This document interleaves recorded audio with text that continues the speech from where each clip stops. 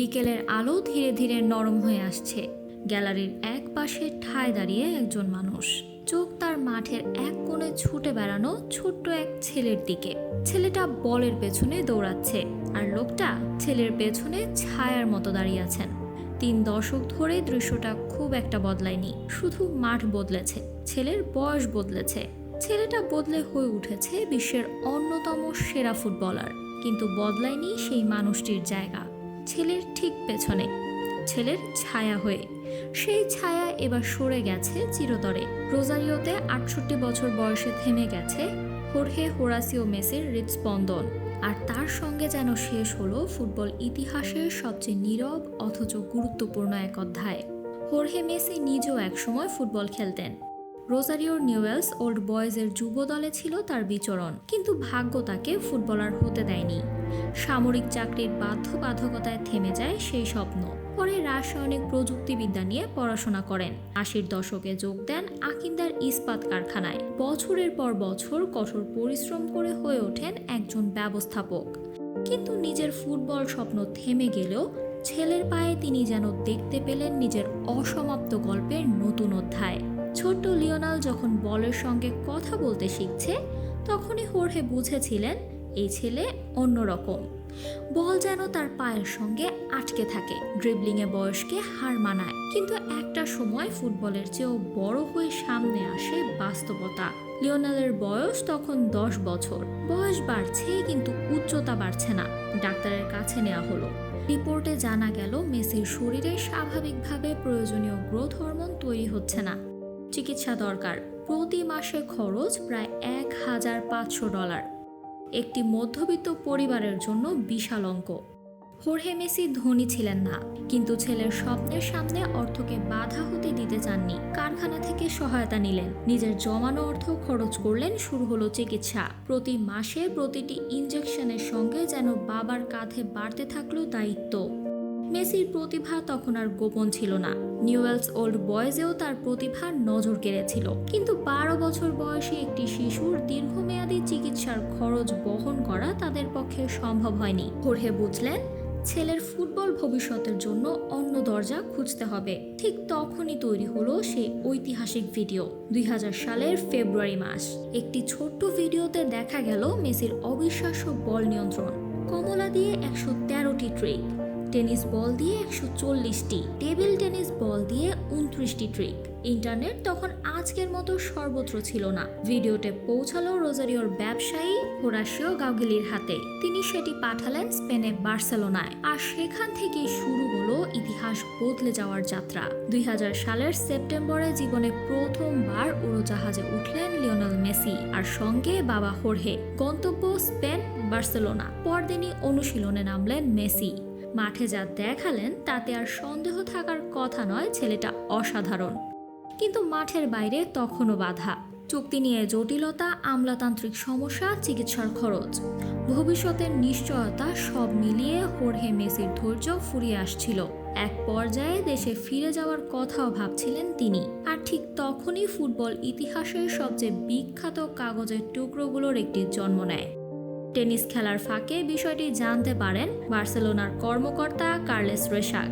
তিনি বুঝতে পারেন এই ছেলেকে হারানো যাবে না। একটি পেপার ন্যাপকিনে লিখে ফেললেন সম্মতির কথা। সেই ছোট্ট কাগজে যেন লেখা হয়েছিল ভবিষ্যতের এক বিশাল সাম্রাজ্যের প্রথম অধ্যায়। বার্সেলোনা পেল মেসিকে, আর মেসি পেলেন এমন একটি মঞ্চ যেখান থেকে একদিন পুরো ফুটবল বিশ্ব তার নাম শিখবে। কিন্তু সেই রূপকথার শুরুটা মোটেও সহজ ছিল না। বার্সেলোনায় মেসির প্রথম বছরগুলো ছিল নিঃসঙ্গতায় ভরা। নতুন ভাষা, নতুন দেশ, নতুন সংস্কৃতি। মা ও ভাই বোনেরা সমুদ্রের ওপারে, আর পাশে শুধু বাবা। 2007 সালের এক সাক্ষাৎকারে মেসি জানিয়েছিলেন সেই সময় বাবা ছেলে দুজনেই একা ঘরে গিয়ে কাঁদতেন, কিন্তু কেউ কাউকে বুঝতে দিতেন না। দুজনেই অভিনয় করতেন সব ঠিক আছে, আসলে সব ঠিক ছিল না। একদিন হোর্হে ছেলেকে প্রশ্ন করেছিলেন, থাকতে চাও নাকি দেশে ফিরে যেতে চাও? ছোট্ট লিওর উত্তর ছিল, থাকতে চান আর বাবা? থেকে গেলেন ছেলের পাশে। সেই সিদ্ধান্তের ফল কি হয়েছিল তা আজ পুরো পৃথিবী জানে। মাত্র 14 বছর বয়সে ছেলের এজেন্টের দায়িত্ব নেন হোর্হে মেসি। এরপর শুরু হয় আরেক লড়াই, বার্সেলোনার সঙ্গে একের পর এক চুক্তির শর্ত, বেতন, স্পন্সর, ব্র্যান্ড স্থানান্তর। পিএসজি, ইন্টার মায়ামি, প্রতিটি গুরুত্বপূর্ণ মোড়ে ছিলেন হোর্হে। মাঠে মেসি ছিলেন জাদুকর, মাঠের বাইরে সেই জাদুকরকে সামলানোর দায়িত্ব ছিল বাবার। বিশ্বের অন্যতম বড় ক্রীড়া ব্র্যান্ডে পরিণত হওয়া মেসি নামটির পেছনে দর কষাকষির টেবিলে ছিলেন হোর্হে মেসি, কিন্তু নিজে থেকে গেছেন প্রচারের আড়ালে। বিশ্বকাপের গ্যালারিতে প্রায় নিয়মিত দেখা যেত পুরো মেসি পরিবারকে, কখনো উদ্বেগে, কখনো হাসিতে, কখনো চোখের জলে। ছেলের প্রতিটি বড় মুহূর্তের সাক্ষী ছিলেন তিনি। কিন্তু 2026 বিশ্বকাপে সেই পরিচিত দৃশ্য আর দেখা যায়নি, কারণ তখন হোর্হে নিজেই অসুস্থ। বিশ্বকাপের শুরুতেই মেসির আবেগ ছিল চোখে পড়ার মতো। গোলের পর চোখে পানি, হ্যাট্রিকের পর সাংবাদিকদের প্রশ্নে জানান ফুটবলের বাইরেও তিনি কঠিন সময় পার করছেন। পরিবার এবং সতীর্থদের পাশে থাকার কথা বলেন তিনি।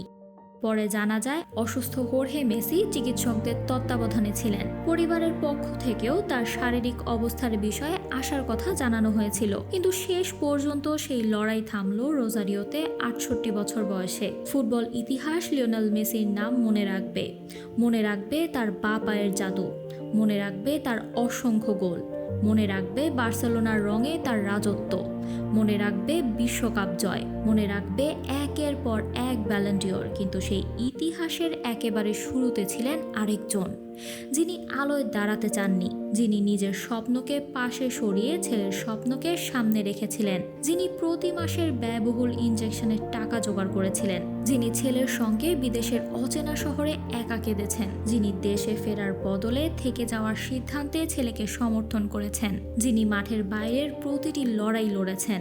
তিনি হোর্হে মেসি। আজ থেকে লিওনেল মেসি যখনই মাঠে নামবেন, গ্যালারির কোথাও হয়তো আর সেই চেনা মুখটি দেখা যাবে না। কিন্তু একজন বাবা কি কখনো সত্যি হারিয়ে যান?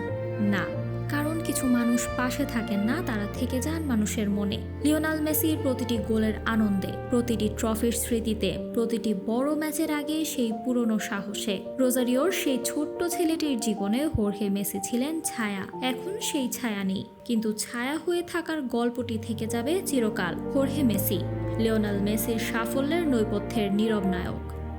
Samantha, beyond border sports.